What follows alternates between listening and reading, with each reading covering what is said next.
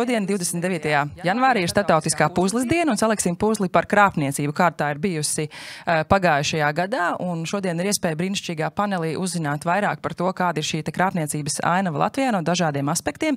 Es esmu Eva Johansone, un es būšu moderators šim pasākumam, un aicinu jūs, kolēģi, gan klātienē, gan tiem, kuri skatās mūsu tiešsaistē, droši uzdot interesējušos jautājumus. Arī tiešsaistes jautājumus mēs redzēsim un uzdosim klātesošajiem, tādēļ droši to izmantojiet. Un mēs darīsim tā, ka mums ir ļoti daudz prezentāciju, šodien daudz runātāju, bet prezentācijas ir koncentrētas, salīdzinoši īsas, un pēc tām noslēgumā mēs uzdosim jautājumus un centīsimies uz tiem atbildēt.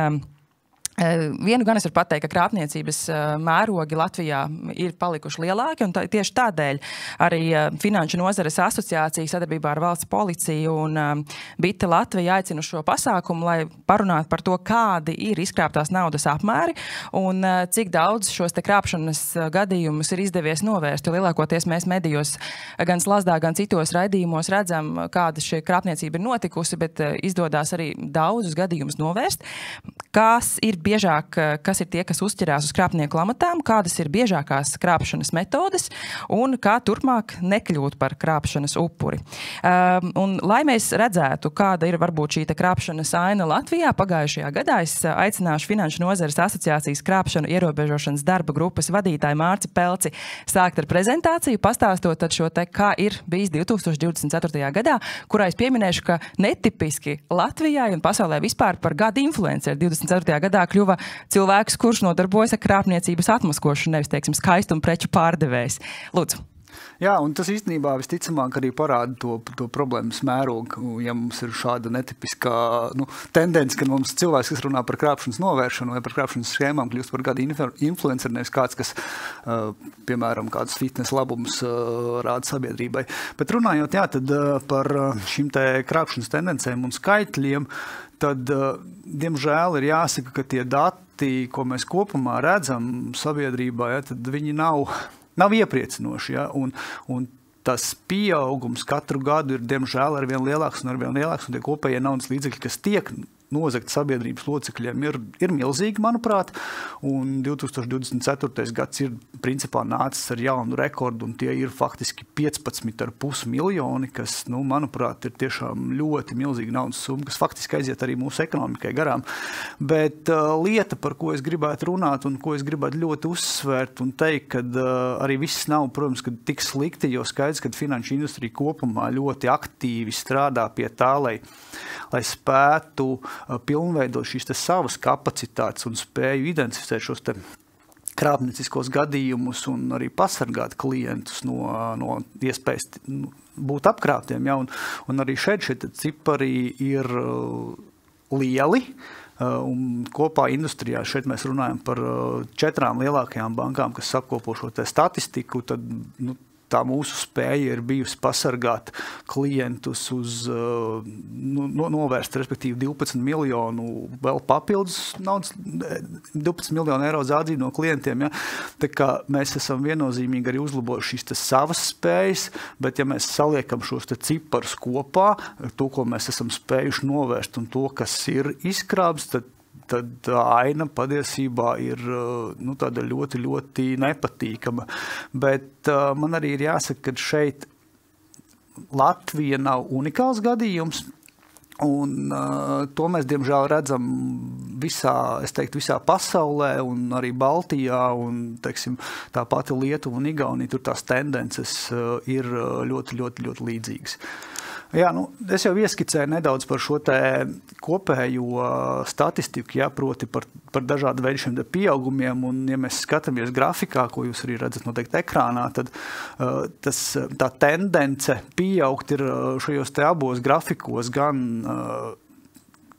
īstenotajos gadījumos, ko krāpnieki ir spējuši nozagt, un te mēs redzam tiešām diezgan tādu stabilu pieaugumu. 22. gadā tie bija 12 miljoni, 23. gadā jau 12,5, tad šogad jau ir, pagājušo gadu jau bija jau 15,5, bet tajā pašā laikā skaidrs, kad arī, kā jau es minēju sākumā, tad industrija kopumā ļoti aktīvi strādā pie dažāda veida risinājumiem. Viens ir arī jūs redzat, kaut vai tās pašas dažādas kampaņas, ko katra banka individuāli, ko mēs caur asociāciju daram, lai izglītot sabiedrību un celt šo te finanšu pratību, bet skaidrs, ka arī paralēli mēs veicam dažādas investīcijas un ieguldījumus dažādos tehniskajos līdzekļos, lai mēs arī spētu jau maksājumu veikšanas brīdī identificēt šos te potenciālos krāpšanas gadījumus, un arī šeit tā kapacitāte, kā mēs redzam, ir augusi, manuprāt, ļoti ievērojami, un ja 22. gadā tie bija tikai 5,5 faktiski miljoni, ko mēs spējām preventēt,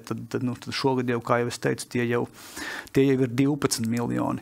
Un, ja mēs runājam par tādām galvenajām šīm te krāpšanas schēmām, kas ir sabiedrībā, tad noteikti es nepateikšu neko jaunu, un to jūs, domāju, kad arī paši redzat un dzirdat caur saviem paziņām, radiem, kas notiek apkārt, tad droši vien, ka Latvijā visticamāk nav vairs neviens, kas tieši vai netieši nebūtu saskāries ar krāpšanu šos pēdējos droši vien 4-5 gadus, ja tad tās divas jomas, kas tiešām dominē, ir šīs te telefona krāpšanas un investīciju krāpšanas, un arī šeit, ja mēs redzam, ja mēs skatāmies uz grafikiem, tad to gadījumu skaits dramatiski pieaug, un arī, protams, atkal es gribu uzsvērt, ka arī industrijas spēja novērst šos te gadījumus vai vismaz identificēt arī būtiski ir uzlabojusies. Un, ja mēs skatāmies, piemēram, investīciju krāpšanas, tad 24. gadā tie ir bijuši gandrīz 11,000 salīdzinoši ar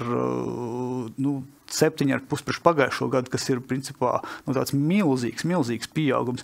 Bet tajā pašā laikā es gribētu teikt, ka tas stabiņš ar novērstajiem gadījumiem parāda tādu ļoti skaidru arī tendenci, ka mēs šos te gadījumus spējam identificēt un novērst, un tam ir arī tāda objektīva skaidrojuma, jo to bieži vien var redzēt arī datos. Savukārt, ja mēs aizējam uz telefonu krāpšanām, tad tas tur veidojās tāda paritāte starp to, ko mēs spējam novērst un ko, diemžēl, nespējam dažādu iemeslu dēļ, bet šeit bieži vien ir jārēķinās ar to, ka pat ja mēs spējam, tad nāk iekšā tādi faktori kā pati klienta vai personas griba, un pat bieži vien, ja mēs identificējam krāpšanu, mēs uzrunājam klientus, šie te krāpšanas scenāriji vai šīs te schēmas, ko krāpnieki izmanto, ir bijuši tik pārliecinošas, ka neraugoties uz to, ka mēs informējam un stāstam par potenciāliem riskiem, tāpat tās klienti mēdz uzstāt un šos te maksājumus mums, diemžēl, ir jāizpild, un par kaut kādiem tādiem gadījumiem es pastāstīšu, varbūt arī nedaudz tālāk pieskaršos, par to, kādas varbūt ir tādas, varbūt pārsteidzošas, bet, diemžēl, reālas schēmas, kā krāpnieki izmanto un kā sabiedrība to uztver un iekrīt. Par upuriem runājot, es vienmēr esmu teicis, ka es negribu zīmēt tādu vidējo krāpšanas upuri, to vienmēr prasa visi, un es pieņemu, kad arī jūs jautāsiet, jo uzķerās ļoti dažādas sociālās grupas, katram individam vienmēr ir kaut kāds savs vājais punkts, kāds šis te psiholoģiskais elements, kas nostrādā, un to krāpnieki ļoti labi zina, un viņi izmanto visas iespējas un dažādu veidu pārliecināšanas šos te algoritmus, lai vienkārši uzrunātu sabiedrību. Un tas, ko es jau teicu, piemēram, caur šiem te mūsu gadījumiem mēs redzam, ka tam nav nozīmes, vai tu esi students, vai tu esi sabiedrībā jau zināms cilvēks. Katram ir tas elements, kurš kaut kādā brīdī, diemžēl, notrigerē, un tā var būt steiga, vai tas var būt kaut kas cits, bet, diemžēl, tā ir.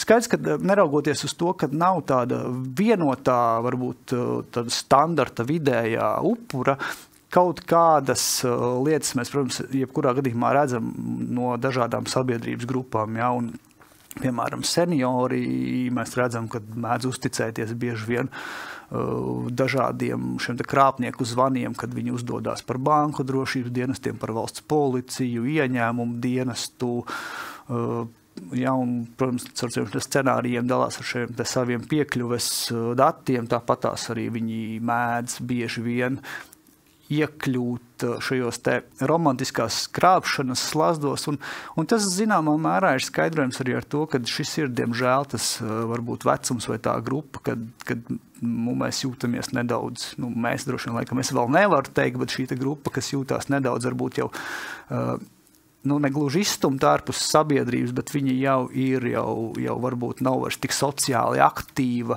un trūkst varbūt kaut kāda veida komunikācijas, un krāpnieki to ļoti labi zina, un tas ir viens no tādiem galvenajiem trikiem, ko viņi izmanto. Viņi var zvanīt, un viņi var stundām runāt, un nepieciešamības gadījumā viņi var runāt arī vienkārši par dzīvi un uzklausīt vienkārši cilvēku, jo viņš grib parunāties. Un kā jūs teicu, krāpnieki ir labi psihologi, vai apmācīti, pareizāk sakot, un viņi šos te smalkumus zina un izmanto. Arī jaunieši, protams, ka mēs redzam, jauniešiem atkal ir savas īpatnības, jaunieši dažādās vecuma grupās, tur pārsvarā 16 un tad jau 20 plus. Tas, ko šī grupa dara, tad, vai kur šī grupa cieši, viņi bieži vien savukārt iesaistās šajos tiem naudas mūļu aktivitātēs, jeb naudas saņemšanā un naudas pārsūtīšanā. Tās bieži vien ir kaut kāda veida piedāvājumi nopelnīt, saņemt naudu, izņemt bankomātā, atdot, un skaidrs, ka tas ir tas vecums, kad gribās būt sociāli aktīvam, iesaistīties dažādās aktivitātēs, naudas līdzekļi nepieciešami, bet naudas visticamāk ir tik, cik vecāki iedod, un kā mēs visi zinām, vecāki vienmēr dod par maz, un līdz ar to ir jāmeklē kaut kādas papildus peļņas, un skaidrs, ka tā ir tāda zināmā mērā viegla peļņa, par ko atkal jaunieši neapzinās, ka tas pavar vai pavalk līdz sev dažādus riskus pēc tam, un bieži vien, ja mēs, piemēram, redzam, kad iekrīt vai iesaistās bezmaz vai pusklase, ja, kad ir kāds, kas ir atradis šo te nodarbi, un tad uzrunā jau pārējos iesaistīties, un arī pats vēl saņemot par šo te kaut kāda veidā papildus komisiju. Tā ka šī ir varbūt tāda tipiskā riska profils jauniešiem. Pēdējā laikā mēs arī manām, kad šī jeb krāpnieku fokus nedaudz ir pārorientējies un aktīvāk sāk uzrunāt dažāda veida šos te, es teiktu, mazos un vidējos uzņēmumus. Jā, protams, ka krāpnieki jau īsti nezina, ko viņi uzrunā, bet tie ziņojumi ir nedaudz, manuprāt, pielāgoti, jo tas, ko, piemēram, es ļoti labi redzu savā praksē ikdienā, kad krāpnieki ir sākuši ļoti aktīvi sūtīt tos saucamos pikšķerēšanas ēpastus, un tas mērķis, ja tā mērķa auditorija šajos ziņojumos ir tieši uzņēmumu vadītāji vai grāmatežu vai kāds, kas uzņēmumā pārvalda piekļuvi internetbankas resursiem, un teiksim, viņi tiek aicināti atjaunot dažādu veidu datus, tur, piemēram, klientu anketu, juridisku adresi un tā tālāk un tā joprojām. Ja? Un skaidrs, ka tas mērķis, protams, ir atkal iegūt šo te piekļuvi, lai tad jau pēc tam izmantotu jau šim te maksājumu veikšanai un naudas izkrāpšanai. Iemesls, kāpēc vairāk varbūt fokusējās, manuprāt, uz maziem vidējiem uzņēmumiem nekā uz varbūt lielajiem, ir tas, ka mazie vidēji uzņēmumi bieži vien ir dažu cilvēku uzņēmumi, un šeit visticamāk tās informācijas drošības kontrols vai informācijas aprits kontrols, pieejas kontrols nav tādā līmenī, kā tas varbūt ir lielos uzņēmumos, un šis ir visticamāk galvenais iemesls, kāpēc tas fokus ir tāds. Par gadījumiem, es droši vien, ka te mēs varētu runāt ilgi un dikti, un viņi ir vispasakainākie, droši vien kādi jums ienāk prātā, bet kā jau es teicu, tas, ko mēs redzam, ir šie te dažāda veida drošības vai ar drošību saistītie teksti apgalvojumi, kad klients tiek uzrunāts, uzdodoties par policiju vai par banku, drošības dienestiem, stāstot, kad ir kaut kāda veida notikums vai tur negodprātīgi, piemēram, bankas darbinieki, līdz ar to ir jāpalīdz iesaistīties operācijā, slepenā operācijā, bieži vien par to nedrīkst nevienam stāstīt. Naudas līdzekļi ir jāizņem skaidrā naudā, bieži vien, kas ir pat neticami, arī šie te naudas līdzekļi pēc tam tiek nodoti fiziski satiekoties vai pat ieliekot pakomātā. Ja? Tā kā, ir kaut kāda, un tas man ir neizskaidrojums, kāpēc varbūt sabiedrība grib iesaistīties šādos te scenārijos, jo man liekas, ka jebkurš, zināmā mērā kritiski domājuši, tomēr saprot, ka šeit Tas neizklausās pēc tāda īsta scenārija, kā strādāt policija vai kā strādāt bankas.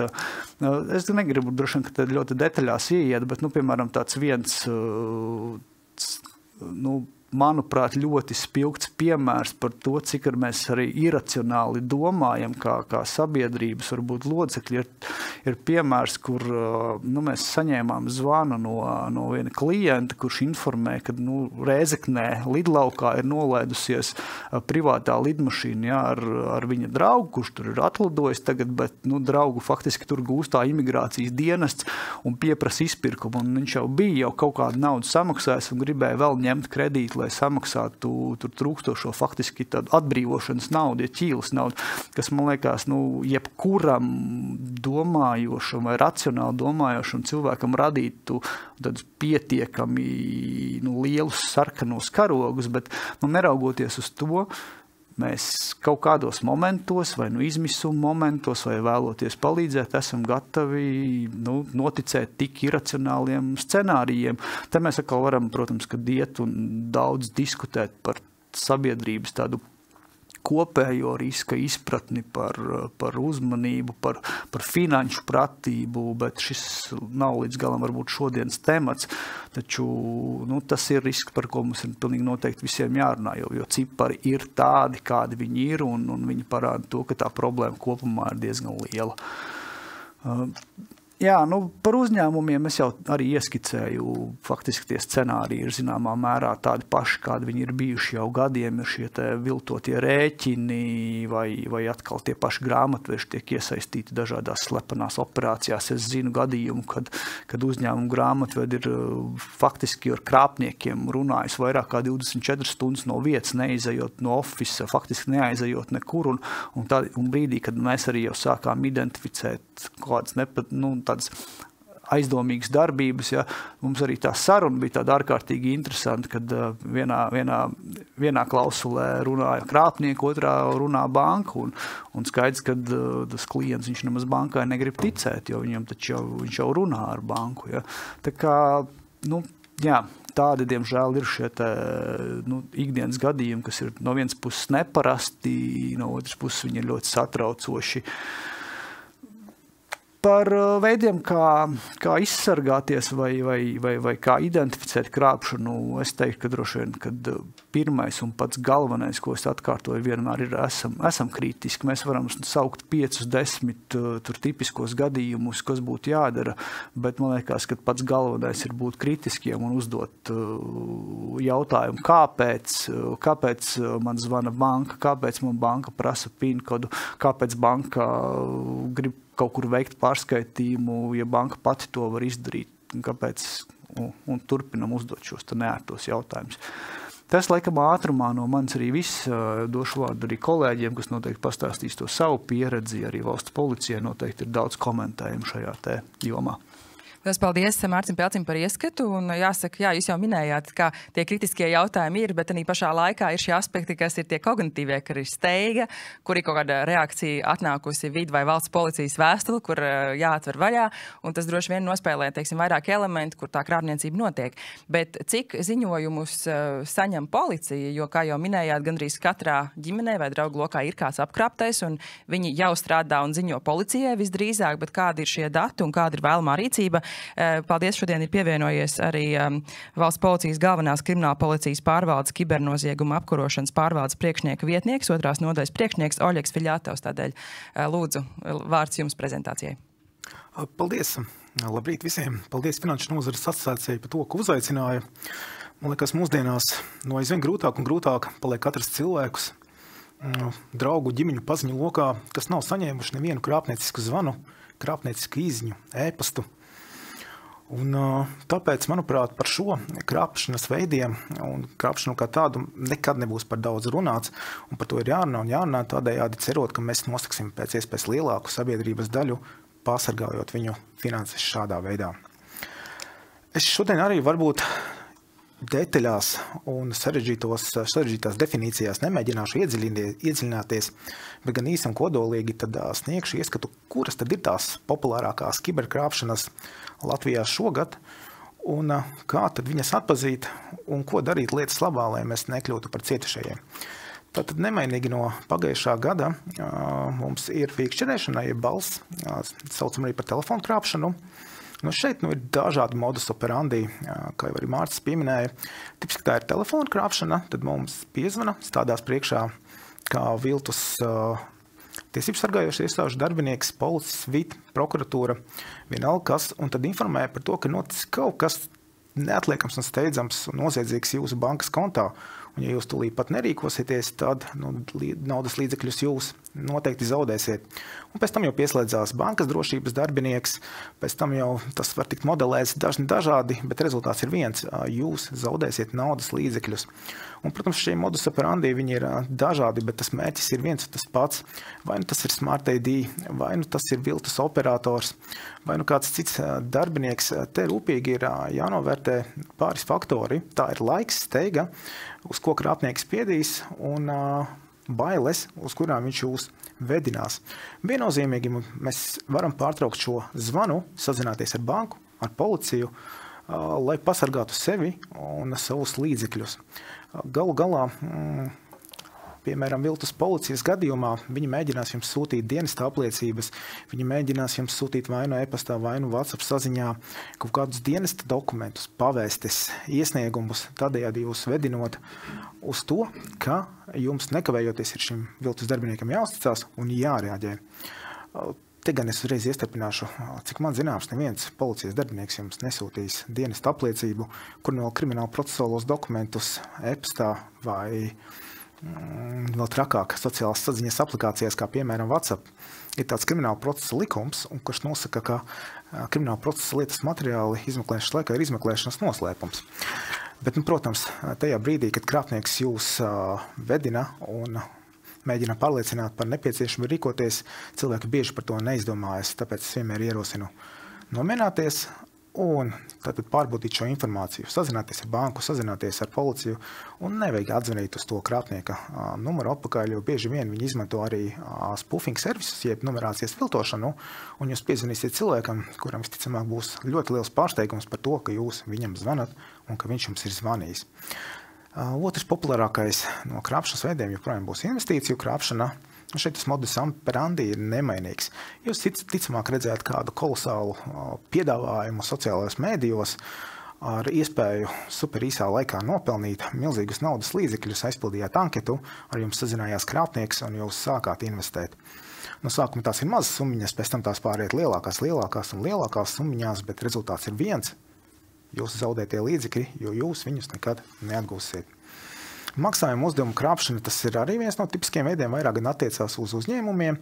Te krāpnieks iejaucās jau e-pasta sarakstē starp uzņēmumu un kādu pakalpojumu sniedzēju. Mērķis ir izmainīt rēķina rekvizītus un panāk uzņēmums pārskaita naudas līdzekļus jau uz krāpnieka bankas kontu.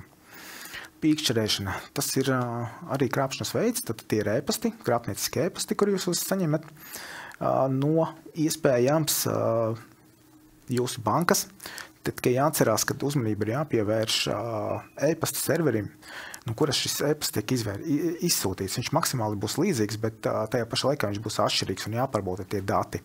Tāpat jūs varat saņemt arī e-pastus krāpnieciskas no vidi par nodokļu atmaksām, un krāpnieku izdomāja tiešām nav robežu. Iepazīšanās krāpšana, tas ir arī veids, kuram ir jāpievērš uzmanība. Jo sevišķi, ja jums uzraksta kāds Persijas princis vai kaut kur karojošs kareivis, kurš ir izraudzījies jūs kā savu vienīgo izredzēto.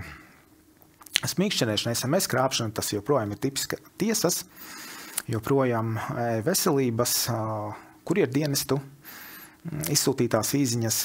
Jūs negaidat sūtījumu, nevajag ievadīt tur maksāšanas datus. Tas pats, ja jūs neesat iesaistīts kādā krimināla procesā, nevajag atsaukties uz tiesu viltus lapām un ievadīt tur informāciju. Pārbaudam, piezvanam kurjeram, piezvanam tiesām, piezvanam vidam. Galā pārbaudam, vai tiešām jūs ir nodokļu parādi, vai tiešām jūs esat uzaicināti uz kādu tiesu, un vai tiešām jums ir kaut kur noklīdusi paciņa. Viltus loterijas, teiksim tā, nav pārāk izplatīts. veids, bet ir cilvēki, kas uzķerās, kuri joprojām domā, ka uzspiežot un sekojot sociālajā tīklā kādai anketē, mēs varam laimēt brīnumainus laimestus, sākot no ceļojuma biļetēm un beidzot ar iPhone telefoniem. Būsim vērīgi. Tā, te arī būs atspoguļojums datos. Vēlos pieminēt, ka šogad, pareizi sakot, par 2024. gadu tie dati ar finanšu nozares asociāciju mums ir ļoti līdzīgi, kas norāda uz to, ka cilvēki aizvien vairāk un vairāk ziņo par krāpšanas gadījumiem, un tā latentā kiberkrāpšana ir mazinājusies. Un šogad mums tie ir jau 16 miljoni, ko mēs esam fiksējuši. Tas ir cietušās personas, kuras ir ziņojusi par to, ka ir apkrāptas. Esmu sagatavojis arī jums tādu uzskatāmu materiālu, kā tad izskatās šie modus operandi, kuri tiek pielietoti ikdienā. Tad tās ir tās viltus apliecības, kuras krāpnieks mums var atsūtīt. Parasti viņas ir maksimāli atšķirīgas no reālajām apliecībām, bet citreiz krāpnieki arī pārveido reālās apliecības, kuru paraugi ir pieejami internetā un mēģina jums viņas nosūtīt WhatsAppā, tā kā stādoties priekšā pār šo policijas darbinieku. Te ir lielisks piemērs no sarakstes WhatsApp, kad krāpnieks jums atsūta pavēsti WhatsAppā. Realitātē, vēlreiz atkārtošos, tas diemžēl tā nenotiek. Labāk sazināties ar policiju un aiziet ciemos uz iecirkni, ir tāda nepieciešamība nekā turpināt sarakstu ar krāpnieku. Un arī paraudziņi, no kuriem dienestiem, kā viņi ar viltus lapām mēģina izkrāpt jūsu datus. Jūs ievietojat sludinājumu kādā portālā, kurā vēlaties pārdot kādu preci, vienalga kādā, vai tas ir Facebook, vai tas ir populārākais SS.com. Un jums nekavējoties pāris minūšu laikā sazinās krāpnieks, atvainojos persona, kura vēlas iegādāties jūsu preci. Jūs, protams, esat ļoti priecīgs, bet ir tikai viens bet. Krāpnieks nekad neatradīsies tajā pilsētā, kur jums šī prece viņam jānosūta būs ar pakamātu. Un vēl viens bet. Lai krāpnieks varētu jums pārskaitīt naudu, jums diemžēl ir jāievada maksājuma kartes dati saitē, ko atsūtīja krāpnieks. Brīnumainā kārtā notiek atžgāna situācija, naudas līdzekļi no jūsu konta tiek aizskaitīti projām. Tāpēc būsim vērīgi un sazināsimies ar kurjerdienestu un precizēsim, vai šādu pakalpojumu viņi vispār piedāvā. Jūs būsiet pārsteigti, ka atbilde būs nē. Naudas mūļi. Mārcis jau pieskārās tēmai par naudas mūļiem. Tas, diemžēl, joprojām ir aktuāli un ļoti populāri. Ja mēs runājam par krāpšanas schēmām, jebkurai krāpšanai apakšā būs naudas legalizācija. Tātad tā sadaļa, kad izkrāptie līdzekļi ir maksimāli ātri jāpārvieto no cietušā uz citurieni, uz citām personām, čaulu uzņēmumiem, lai šo naudas plūsmu jau vēlāk pārveidojot, piemēram, kriptoaktīvos, varētu nogādāt uz call centru saistītām, zvanu centru saistītām personām. Kas tad ir tas naudas mūlis? Naudas mūļi var būt jebkurš cilvēks, kurš atsaucās uz sludinājumu Telegramā, uz sludinājumu tumšā tīmekļa fórumos vai kādas paziņas aicinājumu pieņemt šos krāpnieciskos līdzekļus. Tā ir viegli iespēja nopelnīt ātri naudu, neko nedarot, atdodot savus maksājumkaršu datus, internetbankas datus krāpniekam, naudas mūļu vervētājiem un tādējādi kļūstot par šīs ķēdes dalībnieku un iegūstot kriminālu atbildību, jo pagājušajā gadā mēs aizturējām vairāk nekā 100 naudas mūļus, kuri saistīti ar izkrāpto līdzekļu legalizāciju. Un šogad plānojam ne mazāk kā 100 arī izdarīt, tā kā mēs noteikti aiziesim ciemos un sasveicināsimies. Tātad par izaicinājumiem runājot, tā ir starptautiskā dimensija. Lai jūs saprastu, zvanu centrs, krāpnieciskais zvanu centrs parasti neatrodas tajā valstī, pret kuru valsti viņi strādā. Tātad, ja mums Latvijā būtu zvanu centrs krāpniecisks, tad viņi noteikti nemēģinātu apkrāpt Baltijas valsts iedzīvotājus. Zinām apsvērumu pēc, tīri finansiālu, lai pēc iespējas ilgāk varētu turpināt savu rūpalu un mēs viņus tik ātri nenoķertu. Tātad tā ir starptautiskā dimensija, jo call centrs var būt izvietots vienā valstī, tehniskā infrastruktūra var būt izvietota citā valstī, vai pat mākoņu risinājumos, kur jurisdikciju vispār ir grūti noteikt. Tas pats arī par naudas legalizēšanas sadaļu. Var tikt izmantoti čaulu uzņēmumi, kuri ir reģistrēti neskaitāmās valstīs. Tāpat īstenotas arī naudas mūļu legalizācijas schēmas vairākās valstīs. Un tā ir starptautiskā sadarbība, kas visu paildzina šo noziegumu atklāšanu Un te ir jāpielieto vairāki tiesiskie mehānismi, kā piemēram apvienotās izmeklēšanas grupas, ko mēs veiksmīgi arī darām. Jeb JIT saucamie, mēs piesaistot Eurojust palīdzību, tad noslēdzot šos apvienotos izmeklēšanas grupu līgumus, mums ir iespēja ātrāk apmainīties ar dalībvalstīm ar pierādījumiem un tādā veidā ātrāk nonākt pie krāpniekiem un apturēt viņu krāpniecisko zvanu centru darbību. Protams, tās katras izmeklēšanas ir ļoti komplicētas un prasa ļoti ilgu laiku. Un, piemēram, tā, jums ieskicējot, kā mums gāja pagājušajā gadā, tad pagājušajā gadā mums izdevās apturēt 2 zvanu centrus, kas bija izvietoti 3. valstīs. Vieni nodarbojas ar investīciju krāpšanu, savukārt otrs call centrs jau nodarbojas ar tiem, kas piedāvā jums atgūt izkrāptos naudas līdzekļus no investīciju krāpšanām. Es mēģināju būt ļoti operatīvs un izskriet cauri maksimāli visam, ko es 10 minūtēs varēju. Tā kā ar lielāko prieku mēģināšu atbildēt uz jūsu jautājumiem. Liels paldies! Savukārt, pirms mēs sākām šo te sarunu tiešsaistē, mēs aizkadrā runājām par to, ka patiesībā jau tās metodes īsti nemainās, mainās varbūt tās tehnoloģijas, un tādēļ viens no šīs arī sarunas iniciatoriem ir Bita Latvija, un mēs esam uzaicinājuši panelī iekšējās drošības procesa vadītāju Reini Pudānu pastāstīt, kā izskatās šis viss no varbūt tad mobilo operatoru puses. Liels paldies par uzaicinājumu. Esam priecīgi piedalīties šajā sanāksmē un pastāstīt bišķiņu vairāk, kā tad mums ir gājis, jo tas ir ļoti svarīgi arī redzēt, kā no sakaru operatoru puses ir gājis. Un kā mēs redzam arī slaidā, mēs varam izcelt 2 tādus lielus papildu pakalpojumus, ko mēs piedāvājam mūsu klientiem. Viens ir bezmaksas risinājums bloķēt krāpnieku zvanus, kas tieši darbojas, lai vairāk saprastu. Mēs bloķējam neeksistējošo Latvijas numerāciju, kas zvana. Ja jums zvanīs jebkāds numurs no 4, 5, 6 mistiskais, kas nav Latvijas numerācijā, šis numurs nesasniegs klientu. Tāpat tās arī fiksētā līnija, kas nāks no ārvalstīm, kā mēs saprotam, stacionāram telefonam, jāatrodas Latvijas teritorijā, un viņu tā nevar pārvietoties. Protams, ir izcinājumi, ar kuriem var, bet lielākoties tas būs Latvijas teritorijā, un viņš nebūs ārpusē. Un tos arī mēs bloķējam, kas nāk no ārvalstīm. Un trešais ir tad, kad zvana bites numerācijas numurs no ārvalstīm, viņš zvana uz bites numuru. Tad mēs pārbaudam, skatāmies, vai šis numurs tiešām atrodas ārvalstīs, uzreiz paskatāmies, šis numurs vai ir Latvijas teritorijā, vai tomēr atrodas ārpus. Ja viņš atrodas ārpus, mēs izlaižam cauri. Ja viņš tomēr ir Latvijas teritorijā, mēs šo numuru nelaižam cauri un to uztveram, ka tas ir ģenerētais, spufotais zvans, ko izmanto krāpnieki. Un mēs esam ļoti priecīgi, jo pagājušajā gadā mēs esam nobloķējuši gandrīz 270,000 zvanu. Tas ir ļoti liels daudzums, un ja kādam ir statistika tīri, kurš katrs no krāpnieku zvaniem tiek apkrāpts, tad mēs varam izreikināt, cik procentuāli mēs esam izglābuši cilvēkus.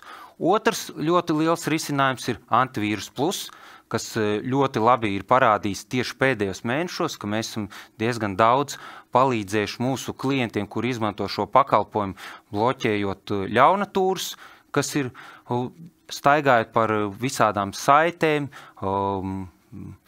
visādām reklāmām, mēs redzam to, ka tur tiek bloķēti. Arī es pats izmantoju šo Antivīrus Plus. Es redzu, ka bieži vien es pats cenšos neapmeklēt šos saites un domēnus, un bieži vien es pēc tam paskatos statistikā, man ir nobloķēti vairāki domēni, un tajā pašā laikā arī vairāki pikšķerēšanas ēpasti. Un tie galvenie ļaunatūru, bloķēšana un pikšķerēšanas ēpasti, kas palīdzēs pasargāt jūs no krāpniekiem. Tālāk populārākie tādi ātrumā skrienot, protams, tās tendences ir ļoti daudz. Viennozīmīgi, jā, tas ir manipulācija ar vietējo Latvijas numerāciju, ko mēs redzam, kad ārvalstu krāpnieki mēģina izmainot Latvijas numerāciju un zvanīt pa šiem zvaniem. Daudz ir droši vien saskārušies, kad pastās telefonā, man ļoti daudz neatbildētu zvanu, 10 no vairākām valstīm minūtes laikā. Daudz ir WhatsApp pievienošanas grupām, tāpat tās arī mums ir klienti vēršies, kad ir zvanījuši radinieki un izkrāpuši. Iespējams, tas ir saistīts ar mākslīgo intelektu, to mēs nezinām, bet mēs tā kā skatāmies nākotnē, ka tas arī varētu būt. Un pēdējais tāds lielākais, kas ir bijis, kur arī skārs diezgan arī sakaru operators, Smart ID krāpšana, kas bija aktuāli tieši novembrī, kur mēs arī redzēsim skaitļos vairāk, kas izpaužas. Mēs sākām ieviest šo bloķēšanas sistēmu no maija, un tad varam redzēt, kā tā līkne aug. Un novembrī bija pats lielākais pīķis, kur tika sasniegti 93 000, kas sanāk vidēji 130 zvani bloķēti stundā. Tā varat iedomāties, kāds tas pieplūdums ir, un tas ir tikai bites tīklā bloķēts. Ja mēs ņemtu plašāk, tad tas būtu miljonos jau aprēķināms. Nu, lūk, un skatoties, ko mēs varam secināt, kā mēs pastamies bišķiņ atpakaļ, kad decembrī strauši kritiens. Mēs sākām arī izpēti, kāpēc tā notiek, un mēs redzam, ka ļoti strauji kritās šie zvanu tieši izmantošana, bites numerācija. Kāpēc? Tas ir ļoti labs jautājums, bet mēs esam priecīgi, ka arī vēl viens sakaru operators ievieš šo mehānismu, kas bloķēja šo zvanus un krāpniekiem apgrūtināja šo sazvanu sistēmu. Tas nozīmē, ka tas strādā. Un tas ir ļoti labi, un mēs esam priecīgi par to, bet ir nākamais mīnus. Krāpnieki, protams, meklē jaunas risinājumus. Viņi sāka izmantot ne Latvijas numerācijas, sāka izvanīties no citu valstu numerācijas, kā arī izmantot 317 priekšā, nevis 371, kā Latvijas numerācija to paredz. Viens no tādiem momentiem grib pastāstīt to, ka sakaru operatori, mobīlie sakaru operatori tikās ar Sabiedrisko pakalpojumu komisijas regulātoru un prezentēja savu skatījumu, kad nepieciešams obligāts likuma regulējums, kas paredzētu kā pienākumu sakaru operatoriem pasargāt klientus, jo visi grib cīnīties, bet ne līdz galam. Jo šis vairāk ir sakaru operatoru iniciatīva, ka mēs paši bloķējam šos krāpnieku zvans, bet mēs gaidām vairāk iesaist no valsts, ka valsts tieši paredzētu, kad vajadzētu mainīt likuma regulējumu, lai varētu pasargāt mūsu iedzīvotājus. Un tāpēc arī bija uztaisīta sanāksme, kas bija decembrī, kur mēs arī prezentējam regulātoram, kā mēs to redzam. Un viens no piemēriem, kā mēs redzam arī Somijā, strādā ļoti labi šis regulējums, kad šie zvani tiek pārbaudīti saistībā ar SPRK mūsu regulātoru, kur šie zvani tiek doti SPRK regulātoram, ja nāk no ārvalstīm. Viņi pārbauda, vai šis ir krāpniecisks zvans vai nav, un atbild jā vai ne. Šis ir pirmais modelis. Otrais modelis, protams, ir, kad regulātors šeit nepastāv, bet sakaru operatori savā starpā apmainās. Bet tā kā mēs zinām, kad sakaru operatori ir 200, nemācīšu tad precīzi pateikt, un vairāk, tad viennozīmīgi no regulātora puses būtu šis pirmais variants labāks, lai netiktu arī apbežot citi sakaru operatori, jo, protams, tur ir ļoti lielas investīcijas jāiegulda, lai šo visu sistēmu uzbūvētu.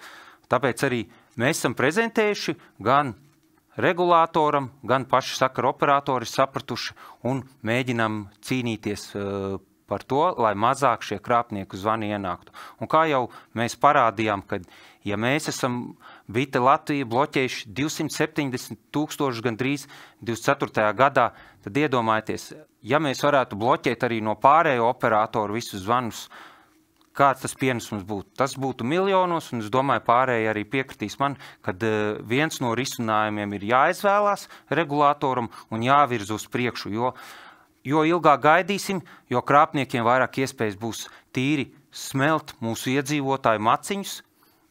Slikti tā teikt, bet diemžēl tāda tā situācija ir, jo mēs redzam, ja mēs paskatāmies apakaļ līknē, tad tieši novembrī mēs tiešām saskārāmies ar ļoti daudziem zvaniem un tika tās krāpšanas veidi ļoti daudz un dažādi. Arī paši sakaru operatori bija kā cietušie šajā lomā, jo tika izmantot Smart ID krāpšanas. Tāpēc mēs mudinam uz to, lai pēc iespējas ātrāk rastu kādu risinājumu un mēs palīdzētu šiem iedzīvotājiem.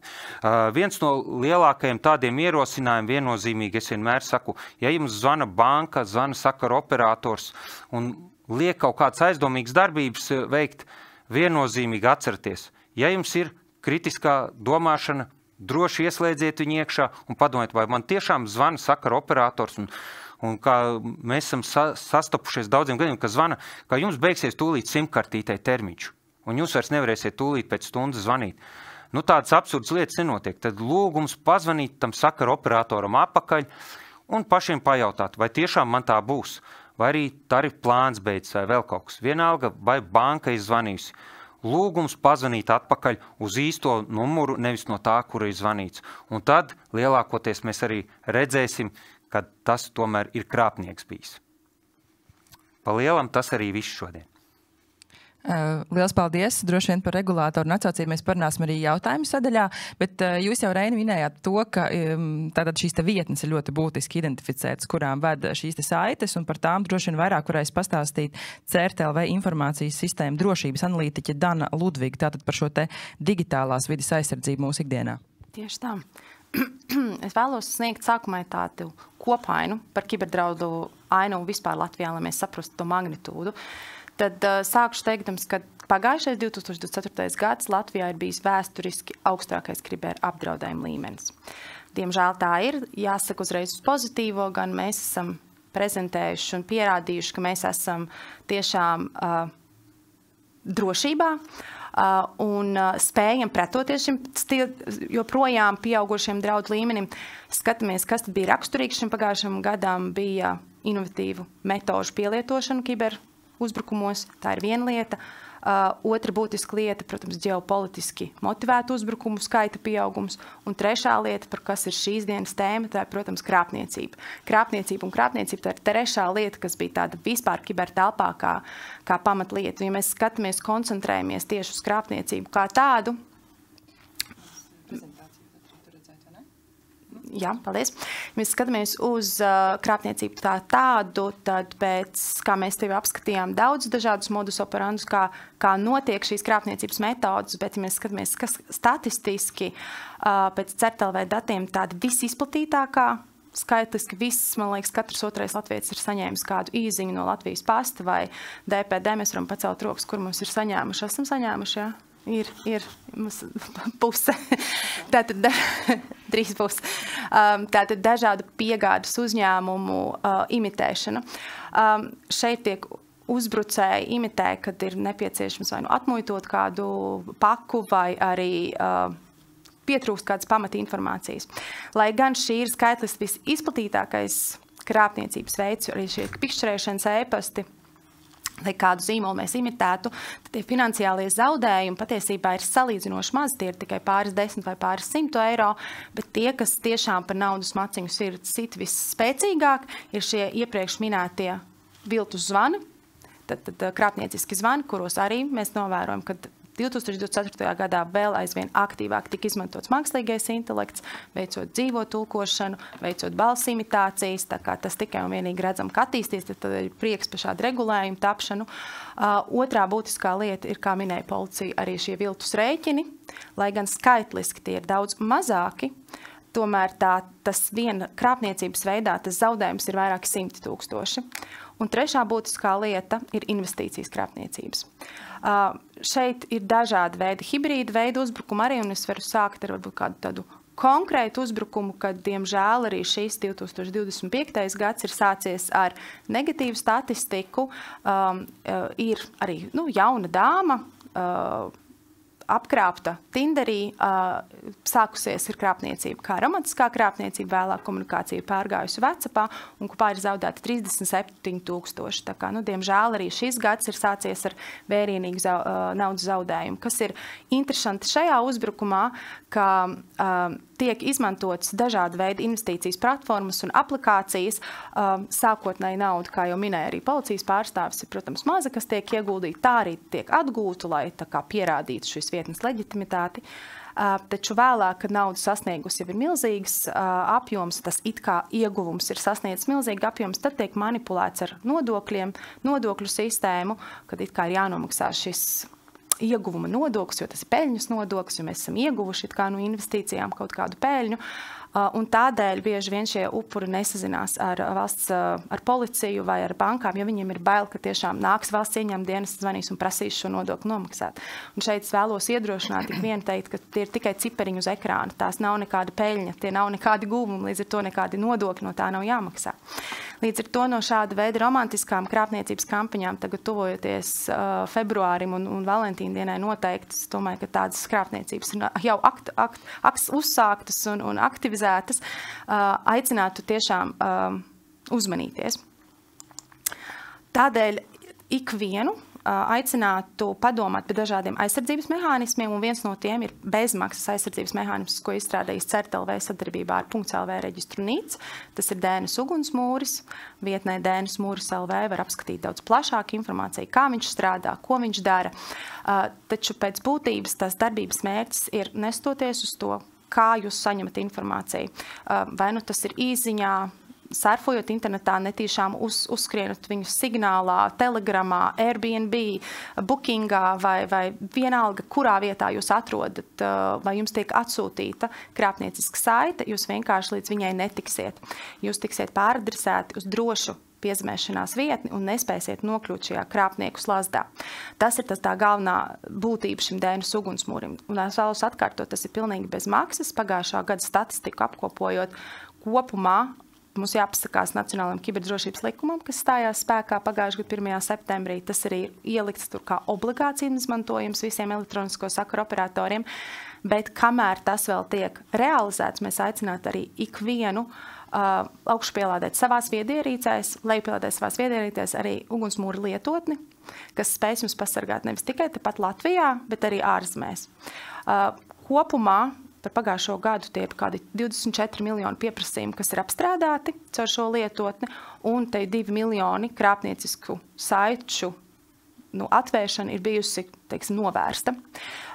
Dzīvē tas ir daudz vairāk, jo, kā mēs zinām, ir kešatmiņas, un katram ir tā kā realitātei skaitļi ir daudz lielāki, bet kopumā ar šo statistiku, ar kuru mēs daramies, arī tajā skaitā ar Whalebone, un noteikti tas arī ir iekļauts arī Bites antivīrusā, ir iespēja pasargāt sevi no šādiem krāpniecībām. Tādēļ kiberdrošība ir būtiska un par to jārūpējas ir katram no mums. Tādēļ, kā vēl vienu aktivitāti aicinātu iedzīvotājiem būt proaktīviem un ziņot par krāpniecību. Ziņot gan tādos gadījumos, ka jūs saņemat vienkārši šādas krāpniecības kampaņas, pārsūtot e-pastus uz CERT vai WhatsApp ziņus vai īziņas uz mūsu tālruni 232304444 vai arī vienkārši zvanot uz diennakts tālruni. Ja arī esat bijis upurš kādai no krāpniecībām, tad arī aicinājumu zvanāt, un jums nepieciešama kiberdrošības speciālista konsultācija, ko darīt vai tieši pretēji, ko nedarīt, lai nesabojātu pierādījumus, lai valsts policija var tālāk un banka tos varētu apstrādāt, tad arī aicinām droši zvanīt.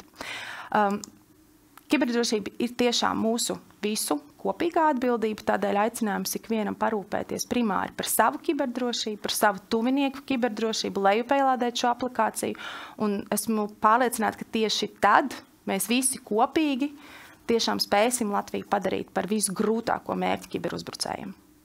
Paldies! Lielas paldies, CERT, par ļoti ātru, bet ļoti konstruktīvu ieskatu, bet, lai uzzinātu vairāk arī par to esošajām vadlīnijām, un droši vien daudziem arī ir jautājums par nākotni, mēs esam priecīgi, ka pievienojas arī Latvijas bankas pārstāvis, un tas ir Ingus Veltiņš, licencēšanas un sankciju pārvaldes galvenais jurista konsuls, lūdzu.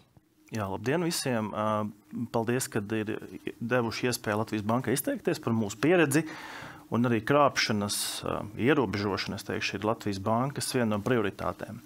Paralēli mēs, protams, arī skatāmies, uzraugam kredītiestādes un citus maksājumu pakalpojumu sniedzējus, kā šie pakalpojumu sniedzēji ievēro normatīvu aktu prasības, veicot maksājumus, izpildot, kā arī izskatām iedzīvotāju sūdzības, kas saistīta skaitā ar krāpniecību, bet tieši krāpniecības faktu izvērtēšanu aicinām ziņot policijai un arī CERTam. Vēl, ko mēs piedāvājam mūsu mājaslapā, varat redzēt pirms ieguldījuma veikšanas, iepazīties, vai šīs pakalpojums sniedzējs ir licencēts. Un tā kā mēs redzam, pēc statistikas ļoti augsts šis slieksnis, viņš ir diezgan stabils ar nelicencētu ieguldījumu veikšanu, tad aicinām pirms ieguldījuma veikšanas pārliecināties par šī pakalpojumu tiesībām Latvijā vispār sniegt, un lai mēs varētu jūs aizsargāt, tad sadarbojoties tikai licencētiem pakalpojumu sniedzējiem. Šodien īsi pastāstīšu arī par datiem, kas ir mūsu rīcībā. Tie ir mazliet savādāki, un tos sniedz visi maksājuma pakalpojumu sniedzēji, kas darbojas Latvijā, un arī īsi pieskaršos datiem, kuras ir apkopojusi Eiropas centrālā banka un par situāciju Eiropā. Pastāstīšu arī par vadlīnijām, kuras esam kopā ar Finanšu nozares asociāciju izstrādājuši. Un, es teikšu, nākamās nedēļas laikā tiks publicētas arī mūsu mājaslapā un par nākotnes iecerēm. Tātad pieskaroties šai statistikai, ko bankas ziņo un maksājuma pakalpojumu sniedzēji ziņo mums, šeit tajos augšējos kolonās var redzēt, esam pievērsuši īpašu uzmanību kredītu pārvedumiem un karšu maksājumiem, un ir sadalīti šie maksājumi par pusgadiem, jo attiecīgi par pusgadiem tiek ziņots. Un kā mēs redzam, tad kredītu pārvedumu ziņā šis skaits ir mazāks, bet summas lielākas. Karšu maksājumu gadījumā skaits ir lielāks, bet summas mazākas. Un tā tendence, kā mēs arī redzam, tad parasti gada pirmajā pusē tas krāpniecības apjoms ir tā kā zemāks, bet uz gadu otro pusi viņš krietni pieaug. Un tas ir no gada uz gadu. Apakšējos datos jūs redzat gan kredītu pārvedumu gadījumā, gan karšu maksājumu gadījumā, kā tiek izmantot stingrā autentifikācija. Un tas ir viena no metodēm, kā jūs varat sev pasargāt, maksimāli daudz sekot līdz šiem autentifikācijas paziņojumiem un ievadīt tos tikai tad, ja paši esat uzsākuši maksājumus. Un kā mēs redzam kredītu pārvedumu gadījumos, tad principā visi maksājumi tiek autentificēti, bet karšu pārskaitījumu gadījumos ir liela daļa šie neautentificētie maksājumi, kuri tiek veikti ārpus Eiropas. Tātad uz tām valstīm, kur nav šis Eiropas regulējums, kas pieprasa autentifikācijas ievadīšanu. Ja mēs ejam tālāk, tad šeit varam redzēt, ir daudzas valstis. Neesmu visas izcēlis, bet šis ir no ziņojuma, kuru apkopoja ECB pagājušajā gada augustā. Un augšējā daļa ir par situāciju uz 2003. Gada pirmo pusgadu. Un šeit mēs redzam apjomus. Pirmajā ailītē ir kredītu pārvedumu apjomi citās valstīs. Tur varam redzēt vairāki pat virs 100 miljoniem pusgadā tas ir, ja. Un tajā otrajā, kur ir 0,00%, ja, tas ir no kopējā maksājuma apjoma konkrētajā valstī.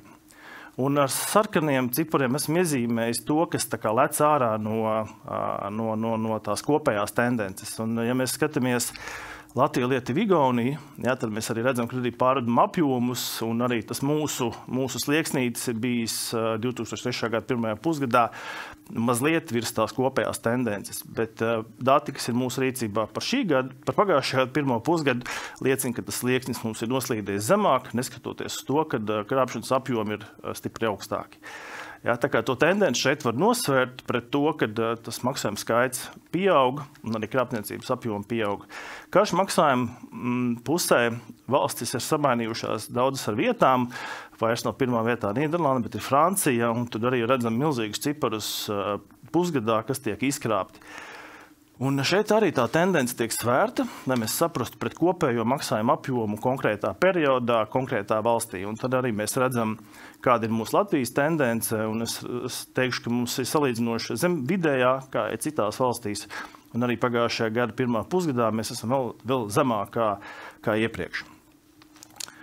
Un šeit arī ir tie kopējie secinājumi no šī ECB un Eiropas banka iestādes ziņojuma par situāciju un skaitļiem 2002. Gadā un 2003. Gada pirmajā pusgadā. Un tas, ko es minēju, tad klienta autentikācija tiek uzskatīta par vienu no efektīvākiem risinājumiem, lai jūs varētu, kā teikt, uzlabot šo savu situāciju un neļaut būt apkrāptiem. Un arī lielākā daļa tieši karšu maksājumi tiek veikti ārpus Eiropas. Ja, kad cilvēki iepērkās ārpus Eiropas veikalos vai arī krāpnieki šos datus izmanto citās valstīs. Tālāk es pastāstīšu par vadlīnijām, kuras mēs izstrādājām kopā ar lielākajām bankām un Finanšu nozares asociāciju. Un šis ir, kā teikt, tāds kopējs dokuments, kur mērķis stiprināt šo riska ierobežošanas principus mūsu valstī, visām bankām un maksājuma pakalpojumu sniedzējiem un arī iestāžu filiāliem, kas šeit darbojās. Un ir izstrādāti, kā teikt, vienoti standarti, pēc kādiem turpmāk vadīties un strādāt. Un šīs vadlīnijas, protams, attiecās uz tām iestādēm, kurām attiecībā par tiem pakalpojumiem, kurus viņas sniedz, kurus vairāk tiek izmantotas krāpniecībā, un arī, jo vairāk tiek izmantotas, tad bankām, kā teikt, būtu vairāk jāsako līdzi, un maksājuma pakalpojums sniedzējiem jāsako līdzi, kā ievērot un izpildīt. Un galvenie tie nosacījumi, kas vadlīnijās tiek skaidroti, ir gan par pārvaldību, gan par vienotu sūdzību izskatīšanu, arī par maksājuma autorizācijas, kā teikt, apturēšanas kārtību, neapturēšanu, un arī par informācijas pieejamību un apmaiņu starp iedzīvotājiem, starp bankām un dažādiem finanšu pratības pasākumiem. Par nākotnes iecenēm, es teikšu, visu pagājušajo gadu, un tas darbs arī turpinās šogad, ir par maksājumu jomas regulējumu izstrādi Eiropā. Tas saucamais PSD3 un PSR regulējums, kas noteiks vienotus standartus un jaunas prasības visām bankām un maksājuma pakalpojumu sniedzējiem Eiropā un Latvijā.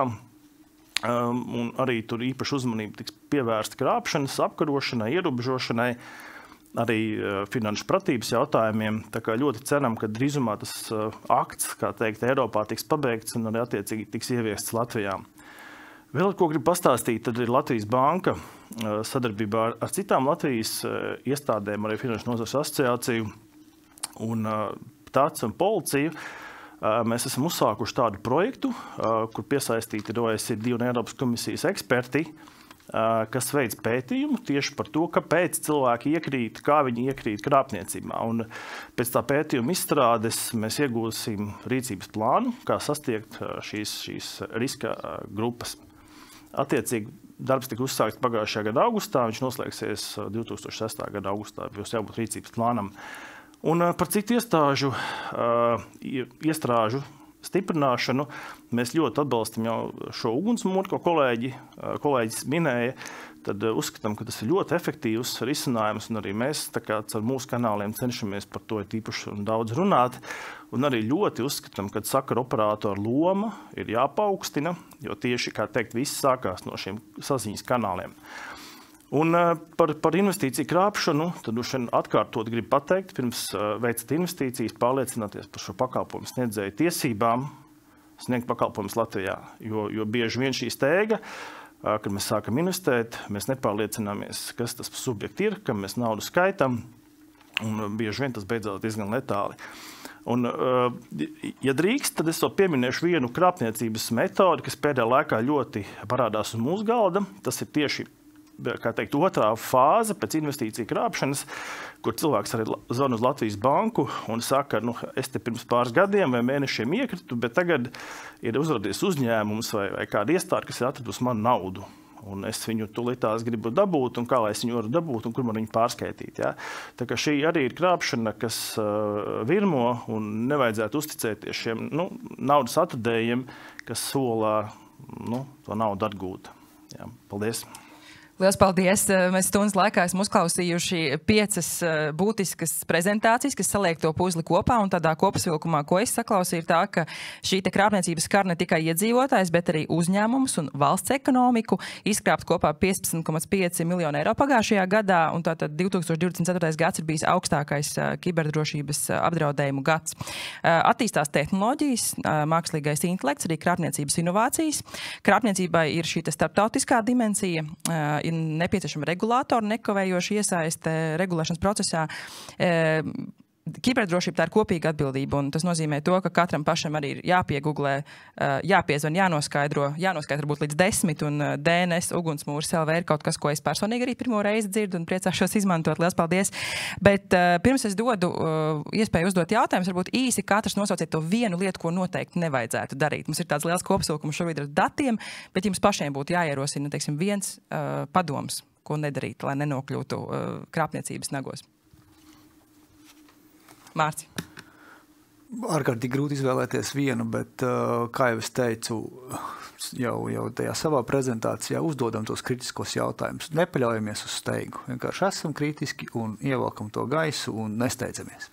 Tas ir pats galvenais, manuprāt, jo, kā jau es teicu, psiholoģiskie šie paņēmieni, viņi tomēr paredz kaut kādu aktīvu darbību arī no šī paša upura, un tā bieži vien ir balstīta uz to, ka tas ir jāizdara tagad, tūlīt vienalga, vai tas ir telefona krāpšanas gadījums vai, piemēram, investīcijas. Oļai, kas būtu jūs tāds padoms, ja būtu jādod viens? Es viennozīmīgi gribētu pievienoties, ka ļoti grūti izvēlēties vienu. Bet, manuprāt, visbūtiskākais būtu tieši tā, nekrist panikā. Esam mierīgi. Ok, simkarte pārstās darboties, nauda tūlīt pazudīs. Ko man darīt? Piezvanīt operatoram, piezvanīt bankai. Jā, piezvanīt policijai. Labi. Nē, nevajag krist panikā. Viennozīmīgi. Paldies, Reini. Viennozīmīgi, mierīgu prātu. Vienmēr tie krāpnieki mēģinās steidzināt, uzzilināt uz vēl visādām citām lietām, pateic, tūlīt pārzinīs vēl viens cilvēks un mēģinās ievilkt tajā schēmā iekšā, bet pasakiet vienā brīdī stop un blakus cilvēkam, hei, paklausies, vai tas ir normāli, otram pajautā, un droši vien apkārtējošie uzreiz teiks, nē, stop, tas nav Reini pareizi, ko tu dari tālāk. Un tas ir līdz cilvēks uzrunājam. Paldies. Dana? Jā, steiga tātad noteikti nē. Un noteikti arī nepārdzīvot. Ja tiešām ir kļuvis par šādu upuri nepārdzīvot, tas nav pasaules gals, naudu mēs varam nopelnīt vēl, sazvinīties un saprast, nepieļaut arī turpmāk šīs kļūdas, lai arī, jo diemžēl, kā minēja arī bankas pārstāvi, šī atkārtotā krāpniecība ir izplatīta visos kanālos, gan organizācijām pēc izspiedēja vīrusiem, gan krāpniecībā visur. Tātad nepārast sev, nesteigties un vienkārši turpmāk mācīties no tā un konsultēties ar speciālistiem. Jā, kā mēs arī mūsu naudas skolā mācām un kampaņā 7 nomēri, tad ir 3 saukļi, apstājies, pārbaudi un neizpaudi datus. Jā, tā kā tas ir tādi pamatsoļi, ko nedarīt, jā, vai darīt tieši. Jā. Paldies. Un, tagad gan klātsošiem, ja jums ir jautājumi, lūdzu dienas biznesa. Jums pirmajam es iedošu mikrofons arī tiešais klausītāji, lai var dzirdēt jūsu jautājumu un varbūt kuram jūs to uzdodat.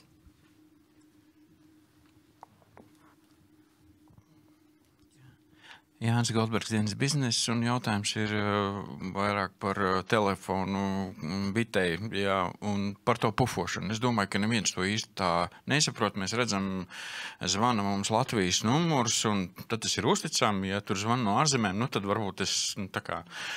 Kāds ir iespējams? Kā tad viņi pufo? Mums ir 7 numuru ciparu kombinācija, tur 10 miljoni, mēs esam tikai pusotrs, un kur tad viņi tiek klāt tiem citiem numuriem, vai kas neeksistē vispār? Pat nav nevienam, un kāds var gadīties, ka viņi var uzsēsties uz kāda numuru, kas ir eksistējošs un zvanīt no viņa vārdā. Kā tas tehniski tā notiek un Jā, var izskaidrot? Paldies par jautājumu. Tehniski es uzreiz teikšu, ka mēs nestāstīsim, lai nebūtu jauni te gudrinieki, kuri neuzrastos un arī neizmantot šo tehniku, bet runāju tā, ka viņš apsēž pie datoru un ievad jebkuru numuru. Var manu ievadīt, jūsu numuru, neeksistējuši un zvanam.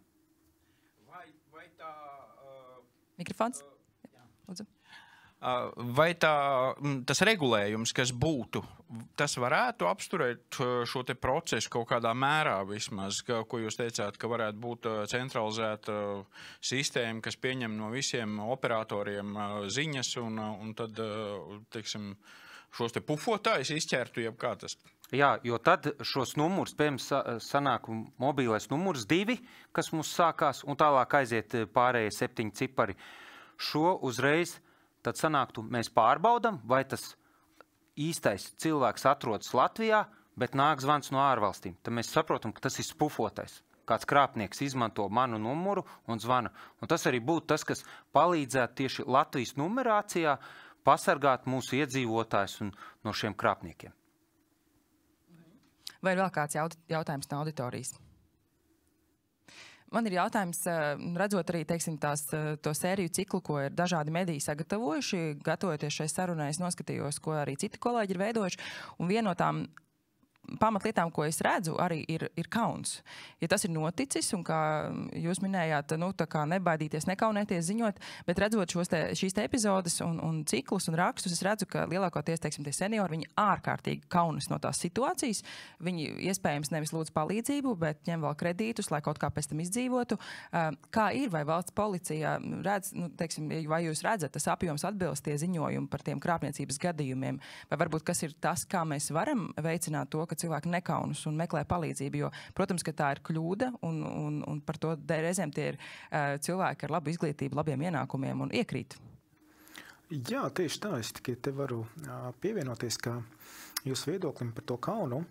ka maldīgs uzskats ir domāt, ka krāpšanas upuri ir neizglītoti cilvēki ar zemu izglītības līmeni un tam līdzīgi. Tā noteikti nav.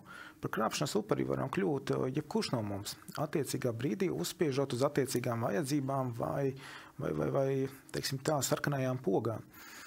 Par krāpšanas upuri var kļūt psiholoģijas doktors, IT speciālists, latviešu valodas skolotājs, matemātikas skolotājs, vienalga, jebkurš. Tas ir tikai tas moments, uz kura uzspiest. Piemēram, ļoti populāri pēdējā laikā ir nelaimē nonācis radinieks. Jums piezvana krāpnieks, tad stāsta par radinieku, vai nu imitējot kaut kādu balsi, vai nu vienkārši kaut kādu personālu, un ka tūlīt tām radiniekiem vajag palīdzēt. Jums uzreiz nostrādā psiholoģiskais moments, protams, tūlīt vajag palīdzēt. Nav variantu. Un jūs tajā brīdī nemaz nedomājat, ka stop, vajadzētu viņam piezvanīt atpakaļ. Reāli savam radiniekam vajadzētu piezvanīt, pajautāt, vai tev viss kārtībā. Reti, kurš par to aizdomājas tajā brīdī. Tas ir psiholoģiskais moments. Un runājot par latento noziedzību krāpšanu jomā, tad, kā jau es minēju, šogad tie dati ar Finanšu nozares asociāciju mums ir gaužām līdzīgi. Es pat teiktu, ka mūsu skaitējums ir nedaudz vairāks par pāris tūkstošiem. Tie ir 16 miljoni. Tas nozīmē, ka cilvēki tomēr uzticās un ziņo. Bet vai ir kaut kāda kopēja vietne, kur var visu šo informāciju, nevis atsevišķām, teiksim, finanšu iestādēm, bet ir kaut kāda, es nezinu, certam vai kādam, kur es varu iet un visu saprast, teiksim, tā krāpniecība notikusi vai potenciāli var notikt, un es varu kaut kā pārbaudīt vai saprast, kā rīkoties? Ir kampaņas medijos, un es redzu, bet vai ir kaut kāda vienota vietne, kurā iegūt informāciju? Man liekas, Finanšu nozares asociācija bija mājaslapā atspoguļot informāciju par šiem krāpšanas veidiem. Lūdzu. Jā, Latvijas bankai arī ir speciāla vietne, naudas skola, un tur ir sadaļa krāpniecība, un tur mēs esam maksimāli uzskaitījuši dažādas krāpniecības veidus, pazīmes, kas liecina par krāpniecību, un tā kā droši varat iet tur, paskatīties, un ja kaut kas līdzīgs ir, tad noteikti uzmanīties. Un arī vienmēr mēs aicinām, ja ir aizdomas, tad varat zvanīt mums vai savai bankai, pārunāt un attiecīgi rīkoties. Paldies. Dani, kā vislabāk saprast, ka domēns ir viltots, vai tur varētu būt krāpniecība potenciāli? Jā, šeit ir krāpnieki ir tiešām lieli malači pēdiņās, mēs varam teikt, jo viņi ļoti labi psihoterapeiti, un bieži vien, diemžēl, mūsu smadzenes strādā tā, ka mēs lasām to, ko mēs tur gribam izlasīt, nevis to, kas tur patiesībā ir rakstīts. Un es domāju, internetā ir ļoti daudz pieejams tādas bildes ar tekstu, kuri sastāv no cipariem un burtiem, un mēs tur redzam skaistu tekstu, kas tur patiesībā nav. Un uz šo mūsu smadzeņu darbības principu patiesībā strādā arī uzbrucēji. Un tā pamatlieta ir dažādu simbolu aizvietošana, kas ir vizuāli ļoti līdzīgi. Lieku simbolu parādīšanās. Tā ir vienkārši tāda pamat tehniskās domēnu vārdu būtības nepārzināšana, vai nu tas ir spēlēšanās ar dažādiem mājaslapas domēnu vārdu līmeņiem vai ar šo pašu tekstu. Un bieži vien arī skatoties, tā kā krāpniecība notiek ar šiem maziem ekrāniem, telefoniem, mums ir tiešām jālasa 10 reizes, lai mēs pamanītu šo krāpniecību. Un citreiz es arī lasu 2 reizes, 3 reizes, neredzu, bet patiesībā vai nu liekas burts, vai nu vienkārši RN aizvietots ar M, tad tas ir vienkārši liekas pikselīts pa vidu. Un tik vienkārši, kā tāpat laikā arī sarežģīti ir veikta šī uzbrukumi. Un tādēļ ir ļoti būtiski tādu DNS ugunsmūru un citu rīku izmantošanu, kas spēj jūsu vietā, ja arī jūs nepamat, vai ja jūs netīšām notrīc pirksts un uzspiežat, ja, jūs vienkārši nenokļūstat līdz šai saitē. Un nestoties to, vai to darat jūs, vai tā pati iekārta fonā, ja tā iekārta jau ir inficēta un viņa sazinās ar savu mātes datu nodošanas vietni, tad vienkārši šī saziņa tiks nobloķēta un jūs nenokļūsiet un nenodosiet savu informāciju krāpniekiem. Paldies. Jānim Kropam ir jautājums. Komentārs no auditorijas, neuzķeries LV arī ir labs rīks, kurā iegūt visu informāciju, bet atkal komentārs es ikdienā darbojos Svetbankā un mēs runājam par krāpniecības tēmu jau vismaz 5 gadus. Un man liekas, tā lielākā lieta, ko laikam cilvēka tas lineārais prāts vienmēr padomā tā, vienam risinājumam jābūt, lai tagad šī problēma tiktu atrisināta uz visām reizēm. Viņas nav vienas. Kādreiz tas bija jautājums, ja jau tev zvana krieviski, tas ir risks, tātad, ja tu nezini krievu valodu, tu esi pasargāts. Nē, sāka zvanīt ar visādiem variantiem, ja. Latviešu valodā bija gan vietējie balliņi, kas nolēma tādā veidā piepelnīties, bija arī vienkārši automātisks ierakstīts paziņojums. Labdien, jums zvana tur nosacīt bankas darbinieks, tagad tālāk saruna notiks krieviski. Mums bija kolēģi kolēģi Lietuvā, kas bija ļoti priecīgi, sākumā sakot, viņiem salīdzinoši maza sabiedrības daļa runā krievu valodā. Viņi saka, mēs esam pasargāti. Kā krāpnieki to apgāja. Sveicināti. Runā krieviski no bankas. Kāpēc krieviski? Mēs esam brāļi no Latvijas. Jūsu draugi vienkārši jūsēji ir aizņemti, mēs pieslēdzāmies problēmai palīdzēt. Ja? Un klients uzķerās, un līdz ar to tā problēma tiek nosacīti neatrisināt vispār nevienā acī. Man liekas, tas vienojošais, kas ir kritiskā domāšana, tā noderēs ne tikai pret krāpniekiem, bet arī šobrīd hibrīda kara apstākļos kaut vai informācijas izvērtēšanā. Tā kā kritiskā domāšana visās jomās palīdz. Un man dažkārt liekas, tas ir arī tāds sabiedrības kopējais izglītības līmenis, ko sociālajās zinībās varbūt līdz galam neiemācās skolās, kad, piemēram, cilvēkiem šķiet tas, ko valsts policijas pārstāvis minēja, ka policists atsūtīs jums lietas materiālus WhatsAppā. Neviens tā nesūtīs vai pieņems jūsu liecību piezvanot pa telefonu. Tā taču neviens nedarīs, jūs uzaicinās uz iecirkni. Kas nozīmē, ka ir kaut kāds šis kritiskās domāšanas barjeras moments, ka cilvēkam šķiet, ka tas tā varētu būt, jo vienkārši viņš ar to nav līdz tam saskāries. Mēs palūkojamies uz 2024. gadu, bet varbūt ir kaut kas, ko ir vērts ņemt vērā, vai ko jūs redzat pasaules tendences 2025. gadā, kas vēl varētu ienākt. Mēs redzam latviešu valodu mākslīgais intelekts, jo savulaik saņemot e-pastus ļoti viegli varēja saprast, kad latviski kaut kādas kļūdas specifiskas, teikuma veidošanas veids, tā kā var noteikt, ka tas nav latviski runājošs cilvēks rakstījis. Līdz ar to mūs darīja uzmanīgs. Tagad jau mēs esam sasnieguši līmeni, kurā tā latviešu valoda, kas mūs it kā pasargāja nosacīti, ir kļuvusi pieejama arī šīm digitālajām tehnoloģijām, bet kas ir tas, ko varētu ņemt vērā un tiešām mācīties un saprast 2025. gadā? Kas ir tas, ko jūs paredzat? Mēs redzam, pirmās krāpniecības ir notikušas. Tātad Tinders, visi šie Airbnb, respektīvi vietnes, kurās mēs negaidām krāpniekus. Lielā mērā es domāju, ka nekas būtiski nemainīsies, jo skaidrs, ka krāpnieki turpinās adaptēt tās pašas schēmas un izmantot, jo mēs redzam, ka viņas strādā, līdz ar to skaidrs, ja kaut kas strādā, kāpēc to salauzt. Ja? Te vajadzētu, protams, nedaudz kristāla bumbu, lai mēs varētu paredzēt nākotni, bet skaidrs, kad, un tas ir nezināmais, manuprāt, kad šīs te mākslīgā intelekta tehnoloģijas, viņas tiks arvien vairāk adaptētas, un mēs viņas redzēsim arvien vairāk. Šobrīd ir grūti minēt, kā tas būs, ja skaidrs, ka iespējams, ka būs arvien vairāk kaut kādas balss aizvietošanas un šīs te lietas, kas varētu būt, kur mums jau kā personai, tad nav svarīgi, vai tu esi kā bankas klients, vai tu esi vienkārši kā sabiedrības loceklis. Mums būs jau daudz vairāk jādomā par to, vai ja man zvana un izklausās pēc maniem bērniem, bet tas saturs ir varbūt nedaudz netipisks, vai tie tiešām ir mani bērni. Ja? Tas varētu pilnīgi noteikti nākt, bet to, protams, ka parādīs tikai laiks. Jaunās tehnoloģijas, tas būs izaicinājums visiem, un par to ir jāsāk lēnām domāt. Es negribu iet tajā paranojas pusē, jo kaut kādā brīdī šķiet, ka mums būs jāsāk ieviest kaut kādu veidu paroles, jo tad, ja man zvana Oļegs, tad mums būs jāsasinhronizē parole, kad es viņam pajautāju, Oļeg, tu, viņš saka, jā, es, bet tur vēl kaut kāds 14A, jā, piemēram. Paldies. Vēlreiz paldies Finanšu nozares asociācijai par to, ka šādu sarunu aktualizējat. Es ceru, ka jūs turpināsiet to darīt, izglītot, veicināt šādu sarunas gan ar medijiem, gan ar sabiedrību. Un tagad jums ir iespēja arī individuāli uzdot jautājumus. Paldies visiem tiem, kuri skatījās tieši saistē. Mēs no jums atvadamies, vēlam veiksmīgu un drošu gadu. Un savukārt jūs es aicinu uzkavēties un atbildēt uz tiem jautājumiem, kas varbūt neformāli vēlas nointervēt jūs individuāli. Paldies liels! Paldies!